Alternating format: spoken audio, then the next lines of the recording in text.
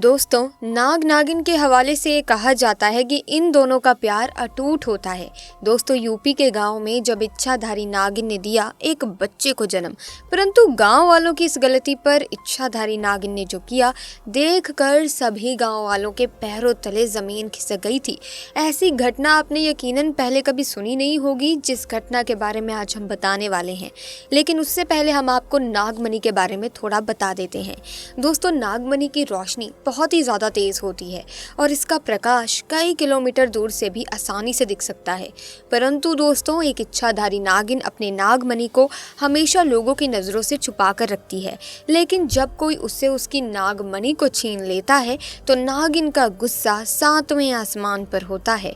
ऐसे में दोस्तों, ज़रा सोचिए कि इस नागमणि में कितनी शक्तियाँ होंगी, और अगर ये किसी इंसान के हाथ लग जाए तो वो इंसान बहुत ही शक्तिशाली हो जाता है, जिससे वो जो चाहे वो कर सकता है। ये केवल इच्छाधारी नाग नागिन को कठिन तपस्या के बाद महादेव से प्राप्त होती है, क्योंकि नाग नागिन महादेव शिव को ही अपना आराध्य मानते हैं और उनकी हजारों वर्षों की कठिन तपस्या से भगवान शिव खुश होकर उन्हें नागमणि देते हैं, जिन्हें इच्छाधारी नाग नागिन को संभाल कर रखना होता है। लेकिन दोस्तों, अगर कोई नागमणि चालाकी से चुरा ले तो उस व्यक्ति के साथ क्या होगा, आइए जानते हैं आज की इस वीडियो में। दोस्तों, ये चमत्कारी घटना है उत्तर प्रदेश के छोटे से गांव खेरागढ़ की। दरअसल ये घटना घटित हुई विनोद जी के साथ, जो विनोद करीब आज से 5 साल पहले एक साधारण एवं गरीब किसान का जीवन व्यतीत करते आ रहे थे। वो अक्सर जंगल में अपनी बकरियां चराने जाया करते थे और खेती बाड़ी का भी काम करते थे।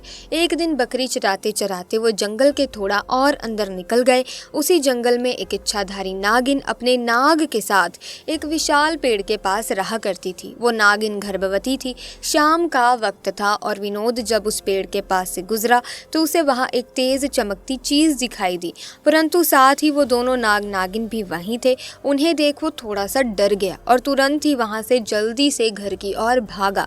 विनोद इतना घबराया हुआ था कि उस समय तो उसने पीछे मुड़कर तक नहीं देखा, परंतु उस रात उसके ध्यान में वो चीज जो चमक रही थी वो बार बार आ रही थी। वो इतना तो समझ गया था कि वो हो ना हो बहुत ही मूल्यवान चीज़ थी, और अगर वो मुझे मिल गई तो मैं भी धनवान हो जाऊंगा। परंतु सबसे बड़ी मुसीबत थी वो दोनों नाग नागिन।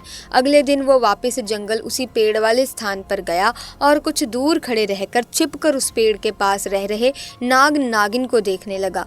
कुछ देर देखने के बाद उसने ध्यान दिया कि नागिन तो गर्भवती है। वो उस रात घर आकर सोचने लगा कि ये अच्छा मौका होगा जब नागिन अपने बच्चे को जन्म देगी, तभी वो नागमणि चोरी कर लेगा, क्योंकि उस समय नागिन कमजोर होगी, बस नाग को मारना होगा। दोस्तों, कहते हैं अगर किसी नाग के मुंह की तरफ गोबर मार दिया जाए तो वो अपना होश खो बैठता है। अब विनोद हर रोज गोबर लेकर उस विशाल पेड़ के पास छुपकर सही मौके का इंतजार करने लगा। एक दिन वो मौका भी आया जब नागिन अपने बच्चे को जन्म देने वाली थी। तभी चुपके से विनोद ने नाग के मुंह पर तेजी से गोबर मारा और फिर एक बड़े पत्थर से नाग को मार डाला। फिर उसने नागिन और उसके बच्चे को भी मार डाला और उस मणि को उठाकर जल्दी से घर की तरफ निकल पड़ा। परंतु उधर नागिन किसी तरह से बच गई थी और बस बेहोश पड़ी थी। जब नागिन को होश आया और उसने अपने बच्चे और पति को मरा देखा तो उसके दुख दर्द का ठिकाना नहीं रहा। वो उस समय गुस्से से पागल होए जा रही थी और उसने विनोद से बदला लेने की ठानी, परंतु मणि चली जाने के कारण वो अपनी शक्तियों का प्रयोग नहीं कर सकती थी। परंतु अभी भी वो अपना रूप तो बदल ही सकती थी। इधर विनोद को जैसे ही मणि मिली उसका पूरा जीवन ही परिवर्तित हो गया। उसकी फसल इस बार काफ़ी अच्छी हुई और काफ़ी महंगे भाव में भी बिकी। उसकी तो जैसे मानो लॉटरी लग गई हो, क्योंकि जो भी वो धंधा कर रहा था उसे हर जगह से लाभ मिल रहा था और विनोद को पता था कि ये सब उसकी चमत्कारी नागमणि का ही कमाल है। गाँव में हर जगह उसका नाम था। विनोद के इस रुतबे को देख एक अच्छा रिश्ता विनोद के लिए उसके पास ही के गाँव से आया और कोमल नाम की एक सुंदर स्त्री से उसका विवाह संपन्न हुआ। कोमल अपने पति विनोद को बहुत प्यार करती थी और बहुत इज्जत देती थी। दोनों एक दूसरे का कदम कदम पर साथ निभाते। उनकी जोड़ी गांव में मिसाल बन चुकी थी। उधर नागिन भी एक पुरुष का रूप धारण कर वंश नाम से विनोद के यहाँ उसका मुंशी बन गया और विनोद का विश्वास जीतने लगा। विनोद भी वंश के व्यवहार और वफादारी को देख उसे अपने भाई समान ही मानने लगा। एक दिन कोमल अपने पति विनोद के पास आती है और बताती है कि तुम पिता बनने वाले हो, मैं गर्भवती हूँ। ये सुन विनोद की खुशी का ठिकाना नहीं रहा। उस दिन वो खुद अपने मुंशी के पास गया और बोला कि देखो वंश, मेरा कोई भाई नहीं है, परंतु जब से तुम्हारा साथ मिला है तुम मेरे सगे भाई से भी कहीं अधिक बन चुके हो। आज मैं बहुत खुश हूँ, इसीलिए आज मैं अपनी पत्नी और तुम्हें एक खास जगह ले जाना चाहता हूँ, क्योंकि मेरा इस दुनिया में तुम लोगों के सिवा कोई नहीं है। और वो अपनी पत्नी और वंश को कार में बैठाकर गांव के एक कोने में ले जाकर कार एक छोटी सी कुटिया के सामने रोकता है और बताता है कि जब वो छोटा था तब इसी कुटिया में उसकी माँ की जान उसे जन्म देते ही चली गई थी। उसके पिता तो पहले ही गुजर चुके थे। तब एक बूढ़े बाबा ने उसकी माँ को वहीं दफना दिया था और विनोद को उसी बूढ़े बाबा ने पाला था। विनोद बताता है कि जब भी उसके साथ कोई बुरी घटना होती है या वो दुखी होता है तो बस वो इस कुटिया के पास चला आता है। यहाँ उसे एक अनोखे सुकून का एहसास होता है।